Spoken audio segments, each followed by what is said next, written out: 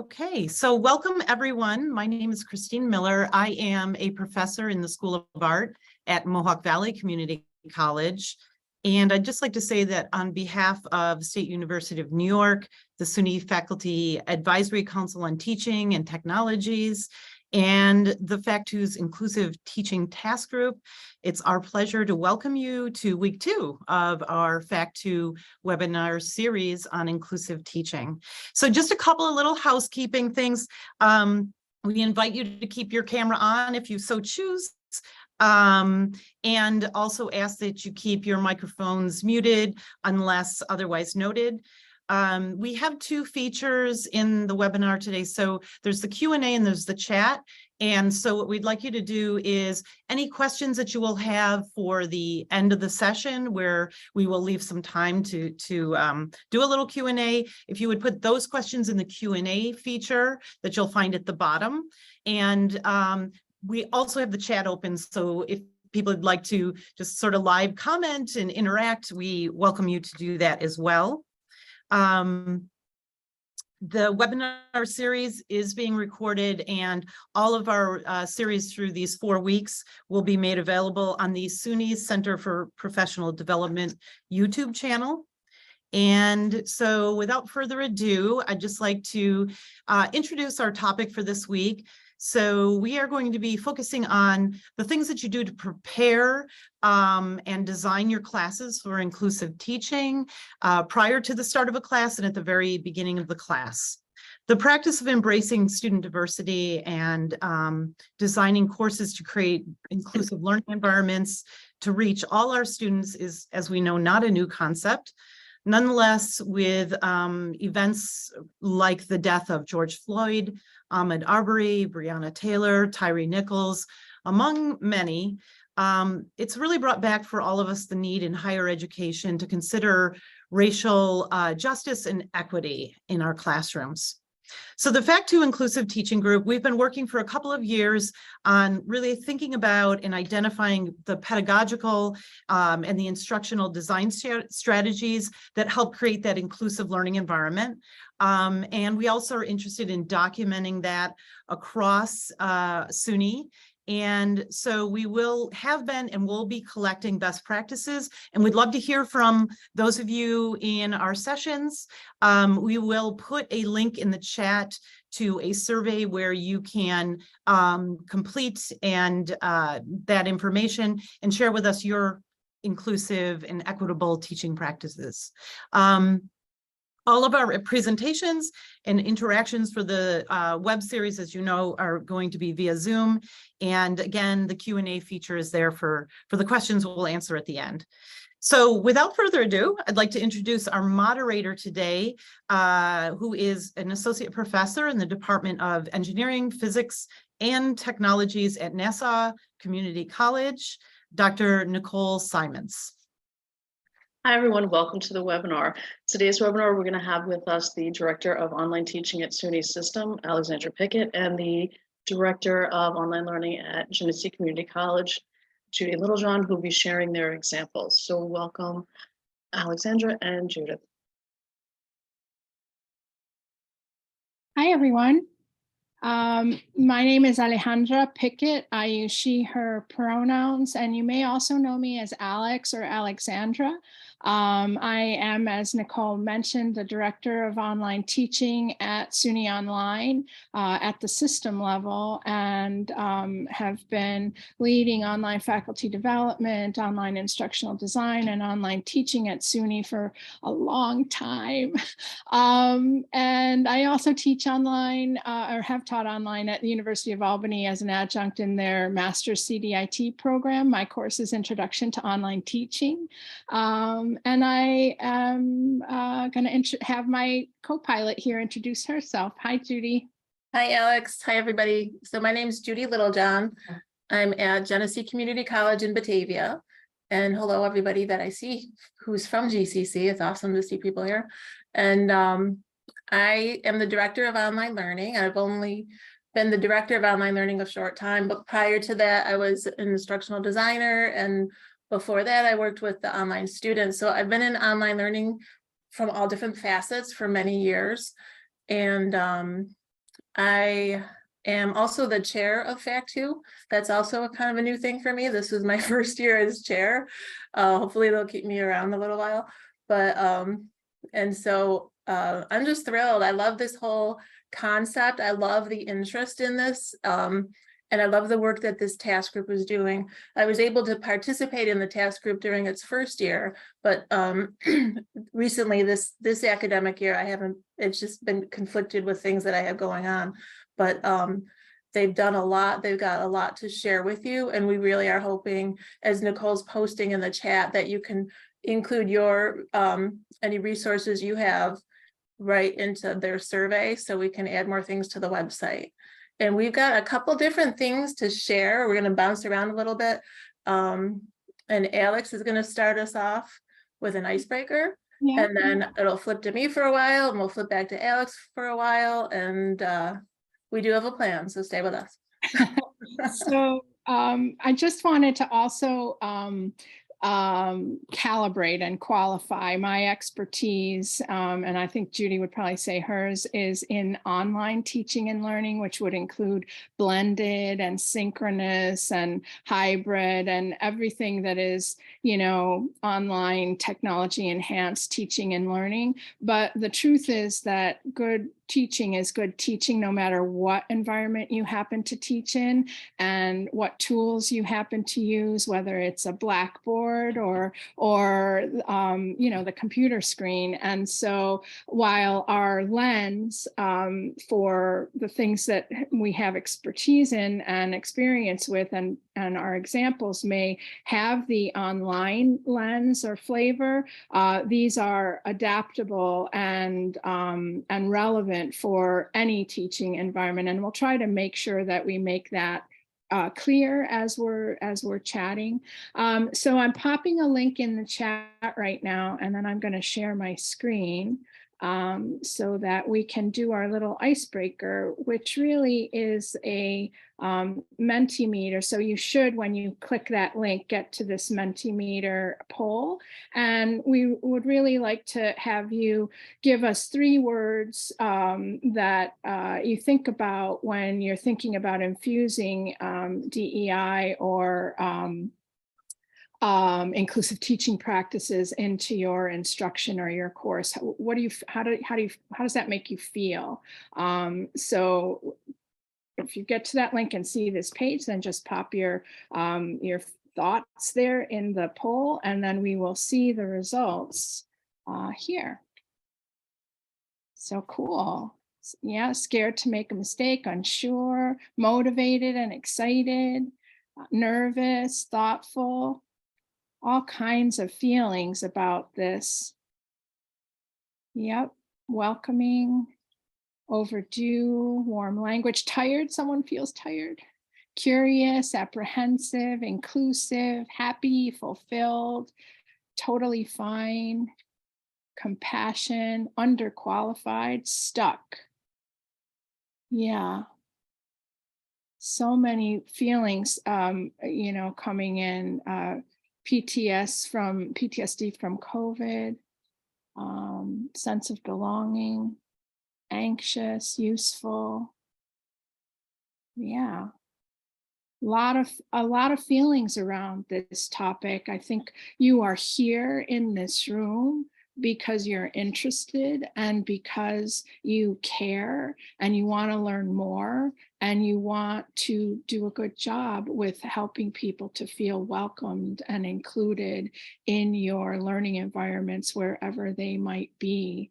And I think that's why Judy and I are here. We don't know everything. Like I am, you know, learning as we all are along the way to try to not only improve our teaching practices and our course design practices, but also this layer, this lens of you know, making people feel welcome and included, and trying to make sure that everybody feels seen and heard, no matter what instructional modality we happen to teach in. So you're in the right place, and it is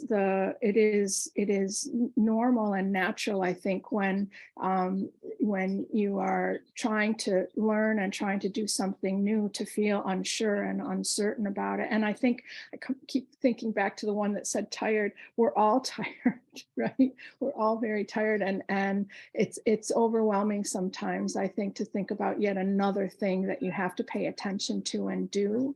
But I feel like we're all here because we feel like it's worth the effort and the energy to become informed and to learn about this so that we can create and foster welcoming environments in which we and our students feel like they belong, and that setting that inclusive climate is vital and important to the success of the learning community in which we happen to be in. So thank you for participating in that activity. That was super fun to get to see the gamut of feelings that we're all sharing. I want to share with you the little Google Doc that has all of the links and information about us, and links that we're going to show. It's all here, so you don't have to worry about not having this information as we're chatting. And I'm going to try and get it into the chat so that you have that link right away. And then where'd it go? I can put it in, Alex. Oh, good. Thank you. So yeah, so all of the information that we're going to talk about and the links that we're going to show you're going to find them on that web page. This is a Google Doc, so you'll find them there. And so I think I'll turn it over to Judy to kick us off. Thanks. I'm just going to throw this in one more time. And maybe Nicole, if you could grab that link in case somebody comes in late, that would be. You want to share, Judy, instead of, I'm going to stop sharing. Oh yeah, I'll share my screen. Thanks. Okay, so I'm going to talk a little bit about setting up your course before your people come in. And oh, hang on, my little Zoom bar has to be right where I don't want it to be in the way. Okay, so this is on the resource sheet. This is the link that says inclusive online teaching. It's the first one listed under resources. If you want to hop over here, this is a website put together for a couple different other presentations, but there's some super relevant things in here that I wanted to touch base on while we were all together. So what we're looking at is, as Alex said, we teach online. I have taught in the classroom, but to be totally honest, it's been since a couple years before COVID. So it's been a while since I've been face-to-face, but I've been in Zoom for a long time now, and but mostly asynchronous. But what we're looking at and setting the tone is, what can we do in our course environment before our students come in, so that once they are there, they immediately know that they feel welcome. And in this page, inclusive online teaching, or the evidence-based teaching practices, the beginning of this shows a lot of we call it structuring the online course, but it's really setting up that environment before the students come in. So I just want to point this out to you. And, so if your students have access to your LMS before they come and meet you in your classroom, you want to think about what they're going to see in that LMS.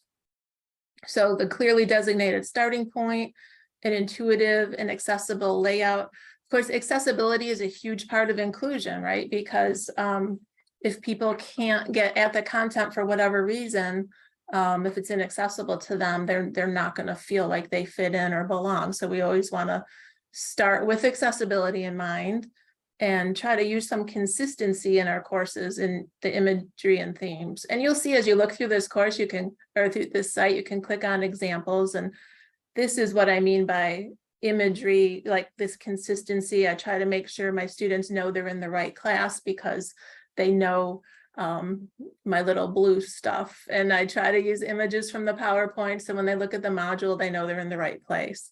So again, like inside the content, they know they're in the right place and this is where they belong. You know, the same with the integrated elements. And I'm trying to go through this a little bit quickly because we have so much to cover and I want to get to the main heart of this. But if anybody has a question, I'm going to answer those for you and show you another place where you can add some questions. Consistent assignment construction. So this is a lot of universal design for learning, and the universal design applies, you know, whatever the modality is. So, but then I'm going to scroll down to part C, engaging the students, and really focus on the syllabus for a few minutes. And while I'm doing that, I want to share a link to this Jamboard here. And I think that's on the sheet as well, right? Yeah, where it says, I put it in the chat for you. thank you. So during this part here, we want you to think about what you can do to start off your course so that it's promoting inclusion and belonging right from the moment the students first enter your learning space. And so that's for this part. Alex is going to address another question, but I just want to point out this third sheet here is for any questions that occur to you along the way that you want us to address later. So feel free to put questions there. And this is an open Jamboard, like I don't close this, this will be here. So if you think of something tomorrow, it's okay to go back and put a question or put your suggestion there and we'll still have access to this. Okay.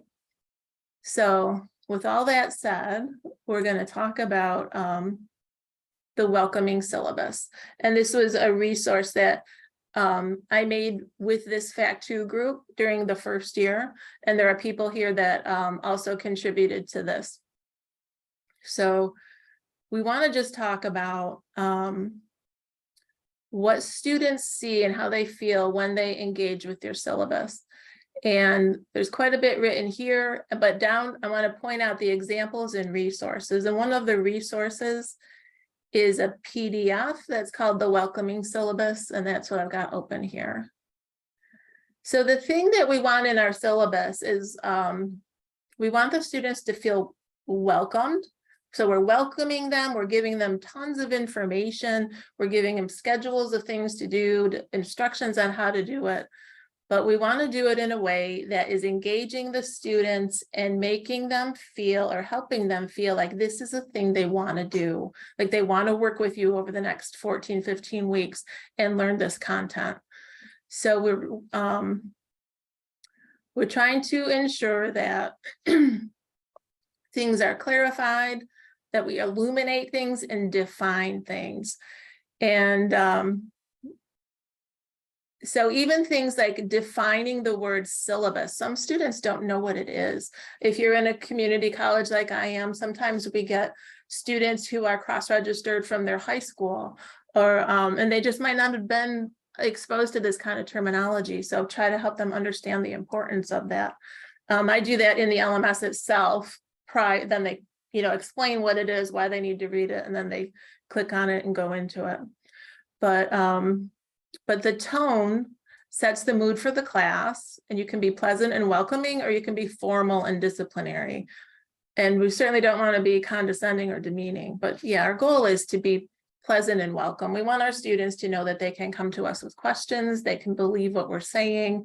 We're there to guide them and help them, and not, wag our fingers at them and make them feel like they wish they didn't ask us a question. So in welcoming language can also help readers recall information more easily. And, the harsh language could be intimidating or discouraging for the students. So this is a resource that's there. I'm not going to read it all to you. You can look through it at your own leisure, but I'm just going to show you my summer syllabus and what that looks like. And this is one I wrote a couple weeks ago, and then I updated it, but I'm going to circle back to that in a minute. But hang on one sec. So I try to put my pronouns right in the beginning, give them my email address. So if all they end up with is looking at this little bit, they're going to get a little bit of a sense of if I'm welcoming or not, right? Because clearly I want them to be able to reach out to me, and I'm sharing my pronouns right away. I've changed office hours to student hours because we know here on our campus that sometimes students have the impression that an office hour means you're doing your office things and you are busy. Instead of what exactly the opposite of what we want is we want them to know we're in the office for them to come on in and join us. So I changed it to student hours to make sure that the students know that they are the focus of the time frame. And start this right off with a basic needs statement. So to learn effectively, you must have basic security, a roof over your head, a safe place to sleep, enough food to eat. And how do we get these things to you if you don't have them? We've got resources on college, resources in the college that can help our students out. Then, so we get that stuff, so we help them understand that we are interested in the whole student, the ability for the student to learn and be successful. And then I talk a little bit about the course. I teach history, and I try to tell them it's exciting. It is, but it's, it's what you put into it, right? So, but I like to say it can feel overwhelming to attempt to learn the history of the last 150 years, but we're going to break it down into themes, regions, and people groups to keep it manageable. So they get a sense of how I'm interpreting this course for them. And then I tell them who I am and what my focus is, that I went to college right here where they are. And then I took time off, raised a family, went back to school, and here I am. But then again, I try to turn it around. I say, I really love when students are successful, and that is my goal for you. And then I spell out how they can reach me by the email and how soon they're going to hear back from me when they hear a question, or when they ask a question. And I really try to get back to them as quickly as possible. Typically, it's just within a couple hours of them asking a question, but I don't promise that, because there are occasions when I can't get back to them immediately. And now this is a summer course, as I stated. And so the way I have this set up is the students are able to work ahead once they complete all the work in a module. So two things to be aware of. One is I don't penalize late work. That's just my philosophy. So they don't penalize late work, but I do try to keep them on track to the best of my ability. So I give them a schedule to follow. It's the recommended schedule to make sure that they're on pace to finish the course by the end of the semester. So I just try to let them know that, yes, you can be late, but this is due this week. So if you can't get it to me today, it's okay, but you got to get it to me soon. Other than that, then I have we have procedure 220, we call it on our campus, these mandated things that have to be in our syllabus. So that's what the catalog description is. I can't really edit that. But then I come down to the course learning outcomes or objectives. I tend to say outcomes, but what I try to do there is we set these up department-wide. So we don't have our own individual objectives for each section of a course. So these are the history department's objectives. So I just emphasize the Bloom's word so that they know what it is we're really trying to do, like discuss and explain, analyze, appraise, so they know what their goal is. And I do like to use the terminology like course learning objective consistently throughout the course so that the students, especially first generation college students, are exposed to the language we use in higher ed and know what it means.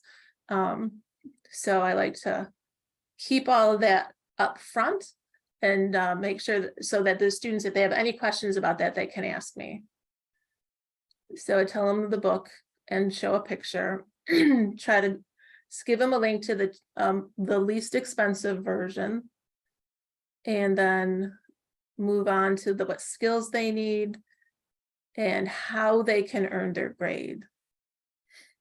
So, and it's kind of, I try to give them a lot of autonomy. It's the students really, they know what grade they need. Hopefully they want an A, and they know they can set a goal early on, and they know how many points they need to accrue to get to that A, which would be 465 in this course.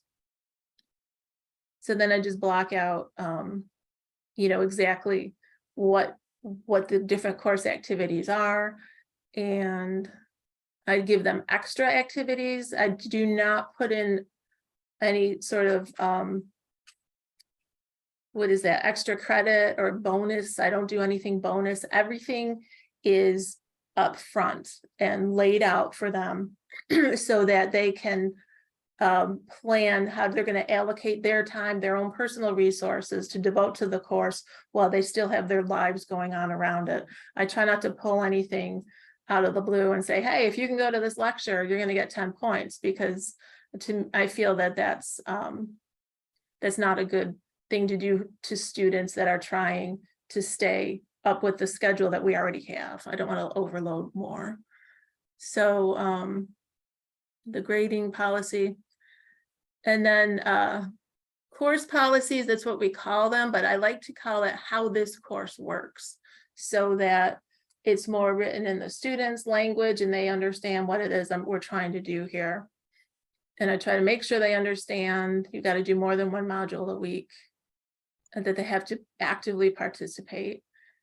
And my inclusive excellence statement is very close to the top of this, right? So the first, like, this is how it works. You got to show up, but everybody is welcome to show up. And I want everybody in here, and in a respectful way. So I feel like inclusive excellence is one of the top priorities in the course. It's not an afterthought thrown down at the bottom. It's right there front and center. And we have a couple of varieties of these on our campus. So I took one and then just sort of modified it to make it my own. And you can look through that. This is available to you on that website. Recently, I added the pronoun statement here. And so I just felt like it belonged with the inclusive excellence statement. And point out the critical thinking skills.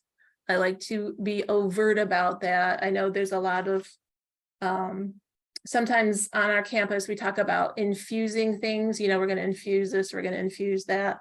And I think infusion is fine overall, but like, I can't imagine a student at a job interview if they say, do you have what are your critical thinking skills? And the student's going to say, well, they were infused throughout my curriculum. So clearly I have them. I much prefer to point out overtly, like, these are your critical thinking skills, and this is what we're going to work on. So information literacy, plagiarism.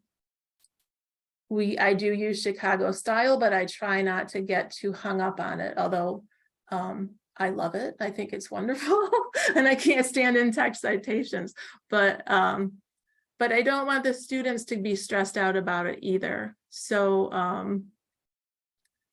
I try to help them understand that if they're going to be historians, so where is that? It's in here somewhere. I explained to them that if they're going to be historians, they need to learn Chicago style, but if this is a one and done gen ed and they don't need any more history, then they don't really need to learn it. So I have an AI statement in here that's relatively new. And then, you know, just other things about behavior. Some of these are mandated on our campus. Our disability statement, or we call it the accessibility statement, is mandated. And, you know, just where to get help, things like that. And I really like to put in right away, like, how to get tutoring. What if your access isn't working? How do you get help in the library? How do I know how to work this LMS? And things like that. And along with the administrative dates that they need to know. And then from there, I just go through the different course activities for them. And I know I'm watching the time, Alex, believe me. Just tell them like what to put in their discussion, what should their post be, how often do you do it? And their reflections. Oh, here's the Chicago style. So I just say, should you use Chicago style? Yes, if you're going to take more history, or no, if this is your only one, but please footnote. And then again, my late policy, even though they have until the evening before I submit my final grades to submit anything they want to do, but and then just lay out the schedule for them. But that is the main gist of it. And then I tell them just at the very end, if they have a problem with me, well, they have to call my own office, right? So that's not cool. This is where I work. So I try to make sure they have other people to talk to, somebody in humanities, or one of the couple of the deans, or how to find their success coach. So that's, I feel like this is in progress toward being warm. That's kind of how I characterize it. Like, I really try to be welcoming, and I want the students to know that I want them to be successful, and I want to lay things out as well as possible. But I feel like I can still work on this and make it a little bit better. And for example, if I scroll, sorry about the scroll, I get vertigo. I hope nobody else here is getting it right now. But early on in here, I had, let's see, one of these examples is the pronoun statement. I didn't have this in here until recently. And because Alex shared a resource with me that was something she developed, and she had this in here, because I'm always trying to read I see articles about what should be in the syllabus or what should you put here. And I always try to compare them to what I'm doing, what I'm presenting with the students with. And so when I saw what Alex had, I grabbed hers. I think this is probably word for word from her resource, and put it right in mine, because I thought it was very worthwhile and would help mine be more welcoming. So with that said, I'm going to turn you over to Alex so that she can share her resources with you now. Okay, thank you, Judy. And you might want to check out the Jamboard and the questions while I'm talking to catch up on. There's a number of questions that we can chat about specifically at the end. And I see that people have been adding wonderful things to the Jamboard, wonderful ideas and suggestions. And so we've been talking about how to start off a course that promotes inclusion and belonging by creating a framework with your syllabus, a kind of pointing to some specific elements that you want to call attention to, like names and pronouns, inclusive teaching statement, basic needs, etc. And so the resource that, now I'm going to be talking about, okay, how do you actually do that in your course? What you have your framework with your syllabus, but what activities can you actually do within your course to support that desire to make people feel like they belong and are included? And so as you think about that, and as you have any ideas, on the second page of the Jamboard, you can contribute your practices or your ideas. Would love to see what people do and are thinking about in this in this practical sense of what you actually are able to do or that you do. And then if you have any questions, you can pop them on the third one or in the chat, whatever you like. So that resource that Judy was mentioning is an openly licensed, freely available syllabus template.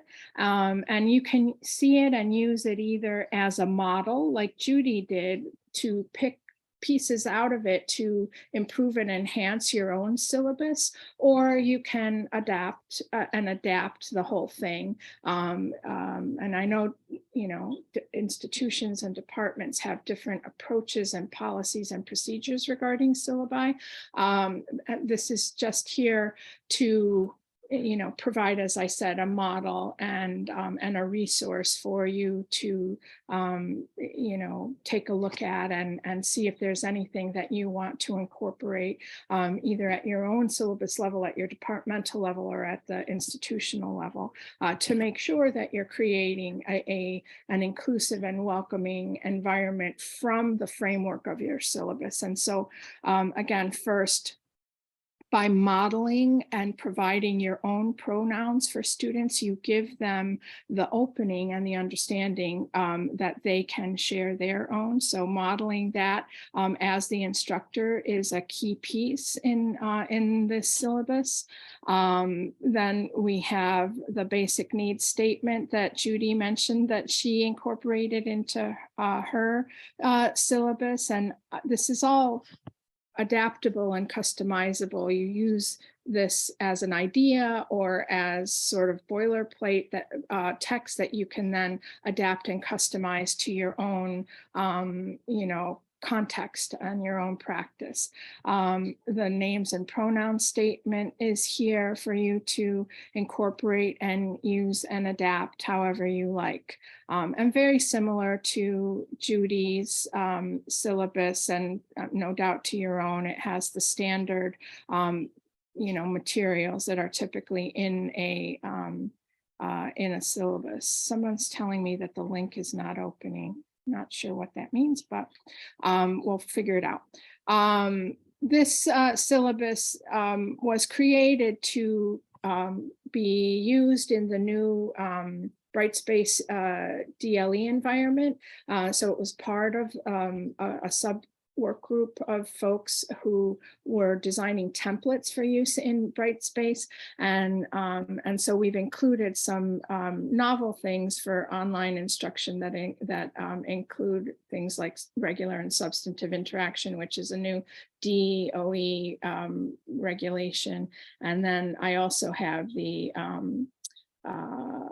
AI statement in here towards the bottom, the use of artificial intelligence in coursework. And I will point you to these examples here so that you can think about this issue in your own instruction and think about how you want to frame this to set expectations for your students right up front. So I'll let you peruse that at your leisure. And then similar to Judy's and to all of yours, no doubt, are all the policies and the student supports that are available. So use this as a model, take it and adapt it and adopt it however you like. I know, since we were talking about the syllabus I read in the chat, people were asking questions about, well, how do you know if they read it or you put it out there and they don't read it? There was somebody who talked about the concern about the length of the document. And yes, absolutely. All those are challenges and issues. And there's a number of ways that you can address that. And what I'm showing you right here is the asynchronous template in Brightspace. So you can see initially people are welcomed and are told where to start. But what I want to point you to is the course information area. And essentially what this course information area is like sections of your syllabus split out into separate documents. And again, what you're looking at is a course template that can be freely accessed and adapted, and you should talk to your online and distance learning folks if you're interested in this. But you can see course information and objectives is one page, and you can make that look nice for people. There's also, and that's typically in your syllabus, your course schedule is typically in your syllabus, but each of these are separated out and labeled so that students can find and navigate through a syllabus information easily. And so the titles of the documents help people find things, and it's in like a section on course information here's stuff about class communication to set expectations about communications in the class. And so if you don't teach online, you're just teaching face-to-face, but you happen to have an online component of your course, you can adapt some of these things for your face-to-face or synchronous or whatever modality you're teaching in. You can adapt these things for that. But the point is to help students to be able to see and find very easily how they will be evaluated, for example, and to provide them with a navigable way to find that information. Here's information on etiquette and student conduct with videos included. Again, this is a template that is available to anyone who's interested in adapting it for their own instruction. So the other thing I wanted to show you here is one of the things that I do in my own instruction is I have a quiz that I use for students to quiz them on the syllabus. And I'm trying to find it now. Alex, Yeah. people are asking where to find the template. So that's a great question. If I could answer it, I would have typed it in for them. So- but- So you have to talk to your distance learning folks, because you have to get this into your instance of Brightspace, and then they have to adapt it for your campus, and then they can give it to you as a template for you to use in your own instruction. So it's a little bit of a convoluted path to get there, but everyone who's doing the migration to DLE knows about the templates and has access to the templates. So if you just ask them, tell them that you're interested in it, and they can work with you to get it. So here I'm showing you here are a couple of things that I actually do in my own instruction. I have a welcome survey, again, in the spirit of setting the tone. And then I also have a course information syllabus quiz. So for those who were asking, how do you make sure they read it? I do a quiz that they have to do. And I ask them questions about things in my syllabus that I really, really want to make sure they know how to do or know about or know where to find. And so in order to complete this quiz, they have to read the syllabus. So that's how I do it. And there's lots of ways to do that. So I'm just giving you sort of an overview of some of the stuff that came up as Judy was talking, as I saw in the questions, and then also in the Jamboard and related to the presenting the syllabus in more findable and navigable ways to make sure that students can easily find the information that they're looking for. But really what I wanted to talk with you about is an actual practice that you can do. And there's lots and lots of ways to set the tone and to achieve the goal of creating a sense of belonging amongst your students, and that they feel seen and heard and included. And I wanted to mention this this project that I'm working on, which is a national project to adapt inclusive teaching practices for the online teaching and learning environment, and to present those practices aligned with online course quality rubrics. And I'm working on this with a colleague at Cal State. We currently have about 58 institutions, including Canada and Brazil, that are collaborating with us on this. And we have maybe, I think, 90 individuals at this moment who are actually being assigned inclusive teaching practices and then annotating those practices with practical how-to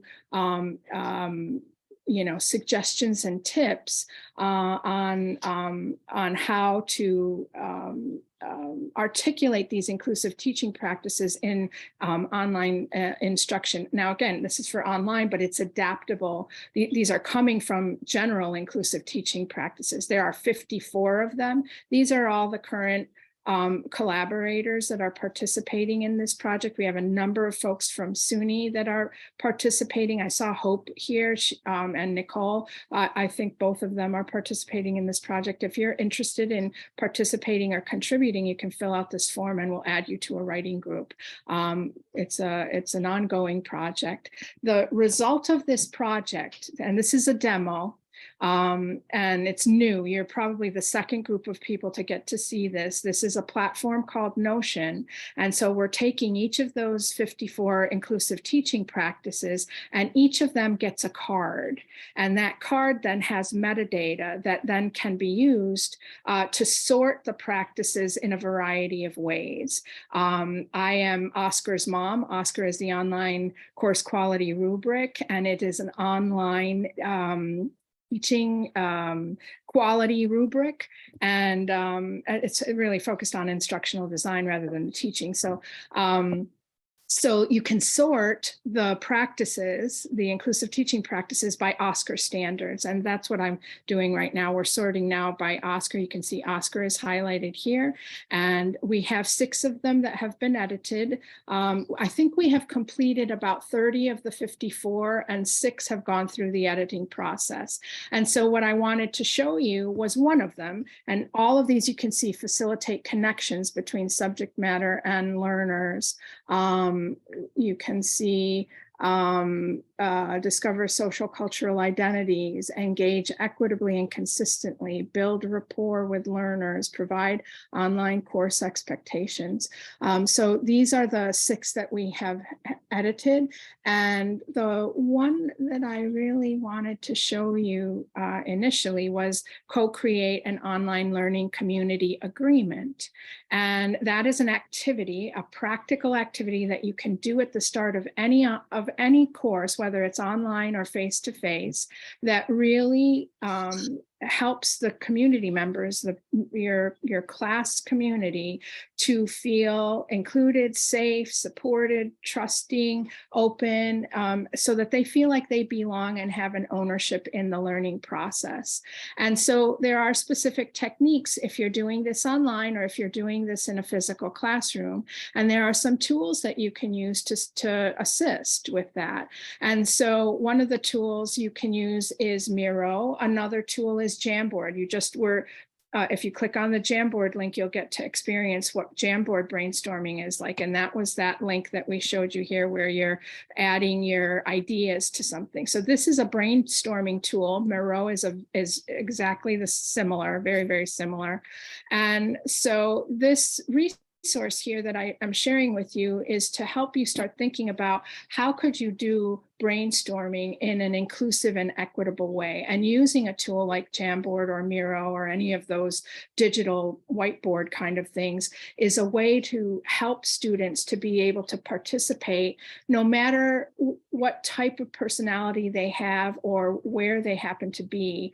Some students tend to be more quiet and introverted, and some students tend to be very vocal and extroverted. And so if you do it as a live brainstorming activity, you might tend to get some voices louder than others. And what you really want to do in an inclusive brainstorming activity is to give voice to everyone in the room, no matter what type of personality they have or what type of thinking they do. Some people think out loud, some people think internally and then produce something. And for some, it might be easier to take a little time if they're non-native speakers of English, for example. So you want to think a little bit about how you're going to do your brainstorming activity. Is it an individual process or is it a group process? Are you going to scaffold that with a digital tool? And you can do that in the classroom or you can do that online. You can do it synchronously and you can do it asynchronously. And so you want to think about, how to be as successful as possible. And so you want to make sure that you set the expectations appropriately. These are reasons why brainstorming activities fail. So if you don't make the expectation clear, if you don't provide direction, it's likely to not be successful. If you have low engagement, you want to think about how can you improve people participating participating. And by doing it digitally and anonymously, you might improve engagement. By setting expectations, you might improve engagement. So you want to think about engagement and how to support that and encourage that. And you want to be as organized as possible and make sure that you have an end goal in mind. So in this particular case, we're talking about co-creating a class community agreement. So that's the end goal. You need a set of agreements about how the course is going to run that everybody has some say in, and that everyone has essentially agreed to. So this other resource, again, is another resource about how to do virtual brainstorming using collaborative online tools, digital tools, making sure the topic is clear, expectations are clear, there's a time limit, you have a facilitator, and there's follow-up. Those are the things that are really important in having a successful brainstorming session. Then once you've brainstormed all your ideas, you need to establish consensus on them. And so, not everything that gets put up there can be part of the agreement, because one person's thought might make another person feel like they don't belong or can't participate for whatever reason. So there has to be some discussion and some consensus. And so you need to understand what consensus means. You need to figure out how you're going to get consensus. It doesn't mean that everyone has to completely 100% agree. Usually when I do consensus, I put up a poll and I say, yes, or I want to discuss it further. So yes, I agree with this, or I want to discuss it further, and everyone has to vote. So that really is the, oh, here, I can live with this. That's the third one. There's three. Yes, I can live with this, or I want to discuss it more. And, just keep in mind that silence does not mean agreement. You want to make it easy for people to say if they don't agree. And you want to make it comfortable for people who may have a conflicting or a different opinion or view. You want to invite honest responses. You want to hear from everyone before saying there is consensus. And this is a skill, and it takes practice, and it takes really trying to understand how this process works and how you're going to do it. So be kind with yourself and gentle with yourself as you learn how to do it.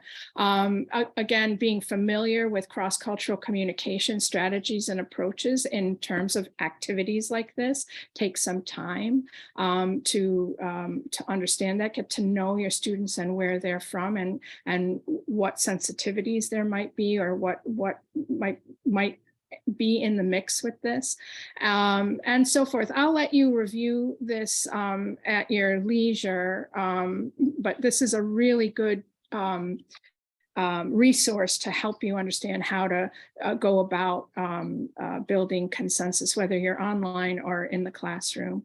So I wanted to share some additional resources with you, some ice-breaking activities to set the tone.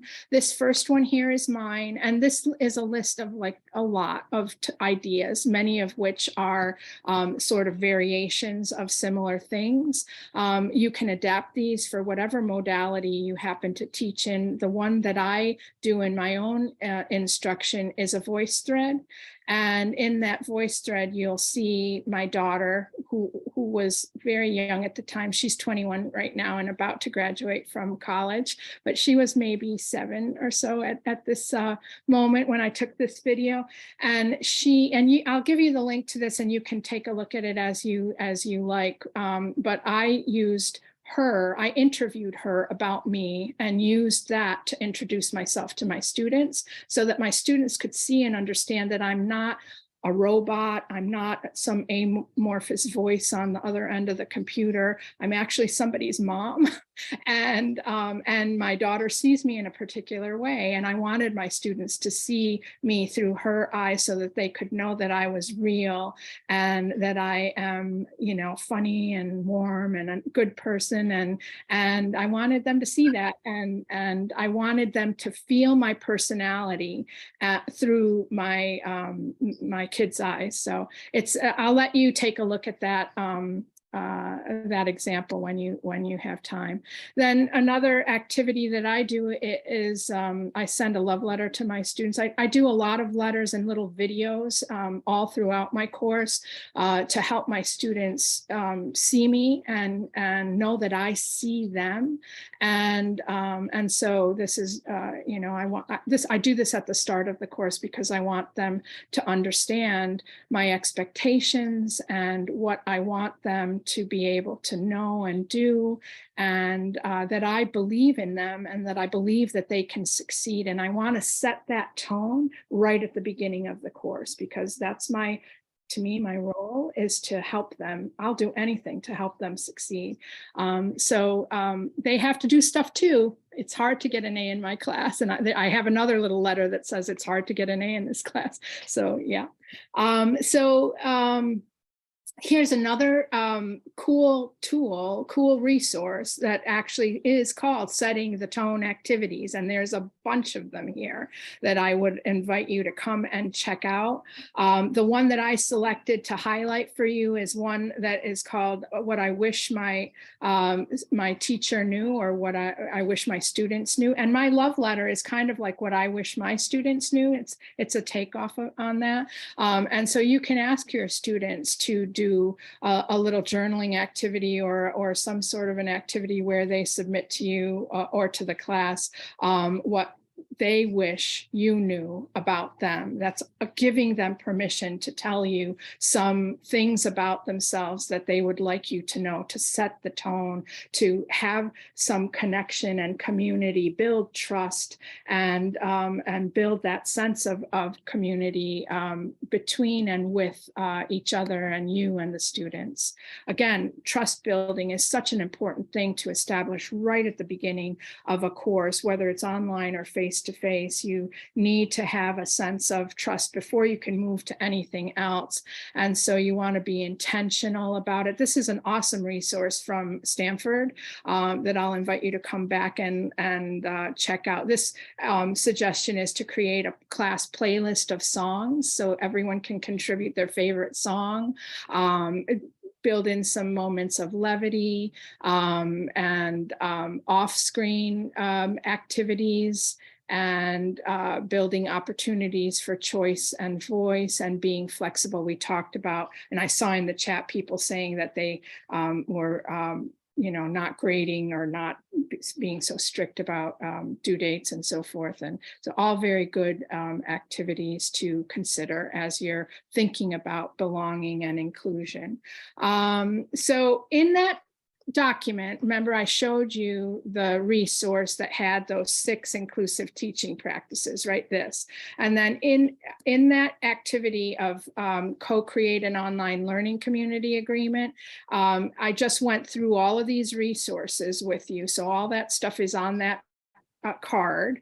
And then how to implement this practice. This is like a primer of actually how to do it. So if you're interested in adopting or adapting this practice for your instruction, there are step-by-step instructions that you can follow to actually go ahead and implement this practice in your own course. And then there are some considerations for different types of modalities. So that's basically what I had for you. I want to go back to our document, where all of the links are, and share that with you all. And where'd it go? Oh my goodness, here we go. So there is the thing. And if any of the links are missing, I'll make sure to put them in, because I don't think I have there may be 1 or 2 that are not on this page, but I'll make sure they're all there. And that's about it. Shall we do some questions? Yeah, I think there's one in the Q&A. It says, do you read the whole syllabus with them in class? And I do not. I'm asynchronous. I do in some videos that I make, I might point things out in the syllabus, but I don't actually go through it. But I do have a syllabus quiz that they have to complete before any of the course content is released. Yeah, and I do that syllabus quiz as well, but you can also, Hope, I think, was the one who suggested a video. I also do a video tour of my course at the start of my course. In addition to like my video welcome with my daughter talking, it's not in VoiceThread, I do it as a separate video. So doing a video tour of your course with where to find things and elements of the syllabus, pointing out things that you always get the questions on, right? Like, you know, how am I going to be evaluated, and where are the books that are due for this, and what's the schedule, and what is the absences, you know, all of those types of questions that we always get, right? So do you read the syllabus in the face-to-face class? Do you read the syllabus? So that's the same question. I mean, I don't teach face-to-face, but if anyone, I mean, I don't know if that's a common practice to read it. I mean, there's lots of ways that you could do it. You could do a syllabus quiz in a face-to-face class, you know, you could do that. You know, you could read it to them. You could give, in a face-to-face class, give them a video of the syllabus, you know, highlighting the elements and things that are going to happen in the course. There's lots of different ways to achieve that, in addition to reading it with them in class. So yeah, what else, Judy? What else was in the chat? Anything that I think there were a lot of awesome suggestions, and people asking a lot about where the links are and where you house that sort of information, but I think you kind of covered that with the document. Everything's in that document, and if you poke around on any of the links in there, everything I showed you is in that Google Doc. The links are there. You might have to poke into some of the resources to find some of them, but I tried to put all of the links that I showed right on that document. Anyone want to, you know, raise their hand and ask a question out loud? Did we look at the Jamboard? Were there I any? think we're past time. So the Jamboard question is, any recommendations for offering professional development on inclusive pedagogy? So many elements can be focused on, and how do we get people to attend? And that is like a $64,000 question right there. Well, I'm sure that the CPD is offering professional development on these topics. And this that you're in right now is a professional development activity for anyone in SUNY and beyond to participate in. And so I'd encourage you, you know, to check out what your campus offers, check out what the CPD offers, continue to check out what SUNY, you know, FACT offers, and encouraging people to attend. I don't know, like there were a lot of people here today. It seems like a topic of interest. So, you know, I am of the firm believer that if you build it, they will come. So if you're in charge of professional development, I would, you know, find somebody who has some cool practices on this and invite them and their friends to come to a brown bag lunch activity, or to do a professional development you know, activity or day, or you know, we all have those you know, professional development days that we can invite speakers to. So I am really excited that people are excited about talking about this.